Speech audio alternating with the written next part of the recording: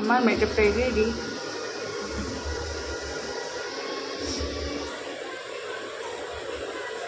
করবো মেটে ফ্রাই, খাসির মেটে। ছোটো ছোটো করে মেটেগুলোকে কেটে নিয়েছি, নিয়ে 3বার জলে ধুয়ে নিয়েছি। নুন আর হলুদ দিয়ে আমি 3টে সিটি মেরে নেব। একটা পেঁয়াজ কেটে নিয়েছি আর 8-10 কোয়া রসুন ছাড়িয়ে নিয়েছি। এর মধ্যে আমি গোটা গরম মশলা দেবো। গোটা গরম মশলা শুকনো লঙ্কা দিয়ে আমি পুরো একটা পেস্ট তৈরি করবো। এখন শুকনো লঙ্কা দিয়ে দিয়েছি, গোটা গরম মশলা দিয়ে দিয়েছি। এবার আমি একটা পেস্ট তৈরি করে নেবো। এইদিকে আমার প্রেশারে 3টে সিটি হয়ে গেছে, আর একটা দিয়ে আমি বন্ধ করে দেবো।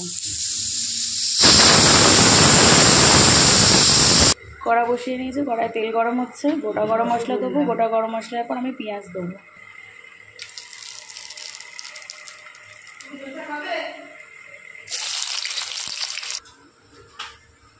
মশলাটা দিয়ে দিয়েছি, আর 6টা-8টা কাঁচা লঙ্কা মধ্যখান থেকে দিয়ে দিয়েছি।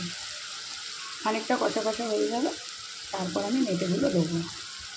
মেটের স্টকটা দিয়ে পুরো রান্নাটা করবো।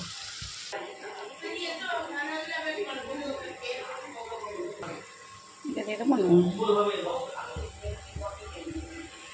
মশলা কষা হয়ে গেছে, মেটে দিয়ে দিয়েছি। মেটে দেওয়ার পরে 15 মিনিট হয়ে গেছে। পুরো এই মশলাটা শুকিয়ে গেলে, একদম গায়ে গায়ে লেগে গেলে আমার এই মেটে ফ্রাই রেডি। আমার মেটে ফ্রাই রেডি।